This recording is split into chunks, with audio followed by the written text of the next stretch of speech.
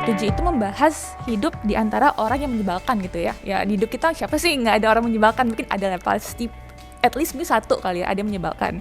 Nah di buku ini, di bab 7 itu diawali dengan cerita bahwa manusia adalah makhluk sosial. Ya mungkin ini konsep yang udah umum gitu ya, kita nggak bisa hidup tanpa orang lain gitu ya. Nah karena kita nggak bisa hidup tanpa orang lain gitu ya, pasti di hidup kita pasti akan ada orang yang menyebalkan gitu kan. Nah dan orang menyebalkan itu nggak mungkin bisa kita hindari kayak gitu. Di buku ini ada statement yang menarik gitu ya menurut saya. People hurt and offend each other. Manusia saling menyakiti dan menyinggung sesamanya. Ini kenyataan. Dan tadi ya itu kita nggak bisa hindari gitu kan. Tapi balik tadi ke chapter 4 itu terkait dikotomi kendali. Karena perilaku orang menyebalkan itu di luar kendali kita gitu kan. Itu termasuk kategori indifferent yang mana tidak punya pengaruh pada kebahagiaan kita. Tapi kalau persepsi kita mengambil itu, kalau kita take it itu, iya itu menyebalkan, itu akan mengganggu kebahagiaan kita gitu kan. Tapi kalau kita berpikir kayak ya udah itu persepsi orang gitu ya, kita nggak bisa mengontrol persepsi orang lain, itu tidak akan mempengaruhi kebahagiaan kita gitu kan. Dan yang menarik juga di buku ini dibilang bahwa butuh dua pihak untuk merasa terhina gitu.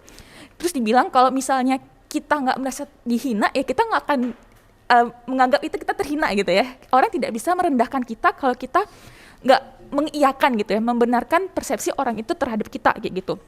Mungkin kalau teman-teman pernah nonton video di YouTube yang ada kayak mas-mas sama mbak-mbak gitu ya, terus mbak-mbak itu diminta hina saya gitu ya, tapi si masnya itu menjawab kamu baik, tapi si mbaknya bilang kamu jahat, kamu ini, kamu itu. Jadi kayak bagaimana kita merespon orang lain itu yang mempengaruhi kebahagiaan kita gitu. Dan akhirnya orang yang menganggap kita negatif itu atau menjelekkan kita atau menghina kita itu akan capek dengan sendirinya gitu. Karena kita tidak menanggapi isu itu gitu ya.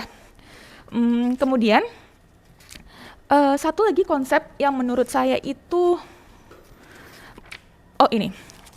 Terus dibilang di sini mungkin nggak semua orang itu punya motivasi jahat sebenarnya.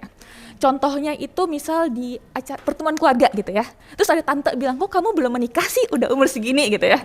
Mungkin itu kayak nyebelin banget nggak sih kayak gitu kan.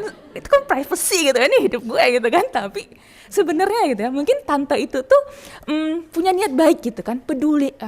Mungkin si anak ini mungkin udah masanya gitu untuk menikah gitu. Tapi mungkin dia punya niat baik mau membantu. Tapi karena persepsi kita yang langsung negatif thinking, kita menganggap itu jadi menyakiti kita gitu. Nah di buku ini balik lagi bahwa kembali lagi ke persepsi kita gitu. Kalau kita tidak merasa itu negatif, ya itu tidak akan mempengaruhi diri kita gitu ya.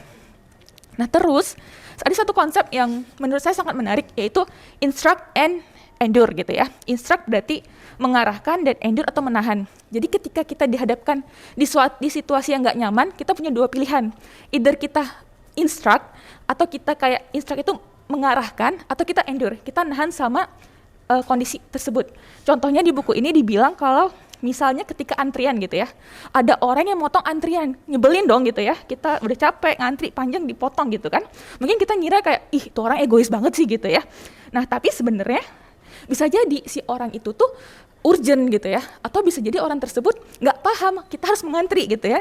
Tapi karena kita nggak tahu, kita punya dua pilihan. Either kita instruct, kita kasih tahu ke orang itu, Pak, Bu, maaf harus antri dulu, antriannya di belakang, atau ya udah kita harus endure dengan ketidaknyamanan itu.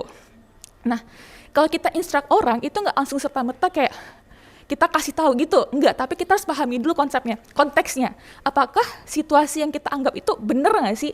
Jadi kita nggak asal kayak ngasih negur orang, tapi kita harus pahami dulu konsepnya gitu. Jadi nggak sembarangan gitu ya. Kalau kita sembarangan takutnya menyebalkan gitu ya, jadi ke orang lain kayak gitu. Nah, menurut saya sih highlight yang instruct and endure itu menarik sih. Jadi kemarin itu sempat juga tuh ngobrol sama temen gitu ya, temen di luar kantor ini gitu ya. Dia punya problem sama timnya gitu ya. Terus ketika saya berbagi itu tentang konsep instruct and endure, terus dia kayak spark new insight juga. Ya juga ya, sebenarnya daripada saya kayak ngomel-ngomel di belakang kok tim saya gini-gini, sebenarnya dia punya pilihan untuk instruct atau ya worst case ya endure kayak gitu. Menurut saya ini konsep yang menarik sih. Lebih kurang itu di chapter 7.